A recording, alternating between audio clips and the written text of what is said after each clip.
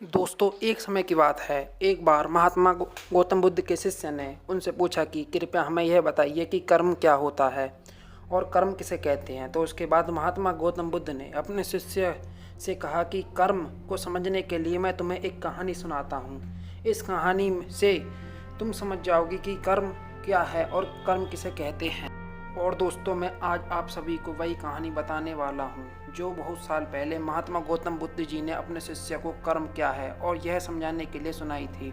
दोस्तों, अगर आपको यह कहानी पसंद आई तो अपने दोस्तों के साथ इसे शेयर करना। तो बिना देर किए कहानी को शुरू करते हैं। दोस्तों, बुलंदशहर का एक राजा था जो अपनी मंत्री के साथ घोड़े पर बैठकर अपने राज्य का भ्रमण कर रहा था। राज्य को भ्रमण करने के बाद राजा एक मकान के पास रुक गया और रुकने के बाद राजा ने अपने मंत्री से कहा कि मंत्री जी, मालूम नहीं क्यों लेकिन मुझे लगता है कि इस दुकानदार को कल फांसी की सज़ा सुना दूं और मुझे इसे मृत्युदंड देने की इच्छा हो रही है। उसके बाद मंत्री जी राजा से इसका कारण पूछ पाते हैं। इससे पहले राजा उससे आगे निकल गए। मंत्री ने इसका कारण पता करने के लिए अगली सुबह भेष बदलकर आम जनता का रूप धारण करके उस दुकानदार के पास पहुंचा। और वैसे तो दुकानदार चंदन की लकड़ियां बेचने का काम करता था। इसके बाद मंत्री जी ने दुकानदार से पूछा कि भाई, आपका काम कैसा चल रहा है। उसके बाद दुकानदार ने कहा कि भाई, बहुत ही बुरा हाल है।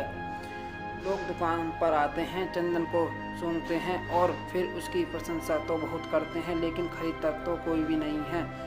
और उसने आगे बताया कि मैं सिर्फ इसी इंतजार में हूँ कि कब हमारे राज्य के राजा की मृत्यु हो जाए और उनके अंतिम संस्कार के लिए मेरे दुकान से बहुत सारी चंदन की लकड़ियाँ खरीद लिया जाए और शायद वह वहाँ से मेरा चंदन की लकड़ियाँ बेचने के व्यापार में थोड़ी बढ़ोतरी हो जाए और मेरा व्यापार भी अच्छा हो जाएगा। दोस्तों, इसके बाद मंत्री को सब बात समझ में आ गई। यही वो नेगेटिव नकारात्मक विचार है जिनसे राजा के मन को भी नकारात्मक बना दिया है। दोस्तों, वह मंत्री बहुत ही बुद्धिमान और होशियार था, तो इसलिए उसने सोचा कि मैं थोड़ा बहुत इस दुकानदार से चंदन की लकड़ियाँ खरीद लेता हूँ। और इसके बाद उस मंत्री ने उस दुकानदार से पूछा कि क्या मैं आपका दुकान से थोड़ी सी चंदन की लकड़ियाँ खरीद सकता हूँ। दुकानदार यह सुनकर बहुत खुश हो गया और उसने सोचा कि चलो, इतने समय से कुछ भी नहीं बिक रहा था। और इसके बाद दुकानदार ने कुछ चंदन की लकड़ियाँ को अच्छी तरह से पैक करके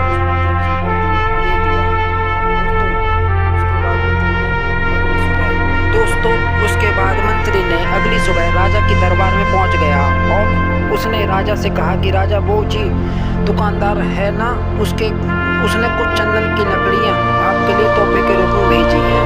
यह बात सुनकर राजा बहुत खुश हुआ और मन ही मन सोचने लगे कि मैं बेकार ही उसे दुकानदार के बारे में गलत सोच रहा था। और उसने उस चंदन की लकड़ियों को हाथ में ले लिया और उसने उन चंदन की लकड़ियों को बहुत ही अच्छी तरह से सूंघ लिया और उसमें से बहुत ही अच्छी सुगंध आ रही थी। दोस्तों, राजा इससे बहुत ही ज़्यादा खुश हुए और उसके बाद राजा ने अपने मंत्री के हाथों उस दुकानदार के लिए कुछ सोने के सिक्के भेज दिए गए।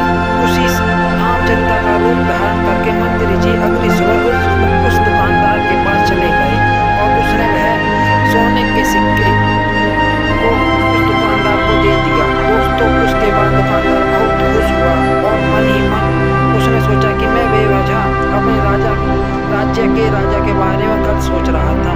राजा तो बहुत ही ज़्यादा दयालु है। और यहीं पर महात्मा गौतम बुद्ध जी ने कहानी को ख़त्म किया। यह कहानी जब ख़त्म हुई तब गौतम बुद्ध ने अपने शिष्य से कहा कि अब आप बताइए कि कर्म क्या होता है। तब गौतम बुद्ध जी के सभी शिष्यों ने जवाब देते हुए कहा कि शब्द ही हमारे कर्म होते हैं और हम जो भी काम करते हैं वही हमारे कर्म होते हैं और जो हमारी भावनाएं होती हैं वही हमारे कर्म होते हैं। महात्मा गौतम बुद्ध जी के सभी शिष्यों के जवाब को सुनने के बाद महात्मा गौतम बुद्ध ने कहा कि आपके विचार ही आपका कर्म है। अगर आपने अपने खुद के विचारों पर नियंत्रण पाना सीख लिया तब आप एक महान इंसान बन जाते हैं। जब आप अच्छा सोचते हैं तब आपके साथ अच्छा ही होता है और वो होता ही रहेगा।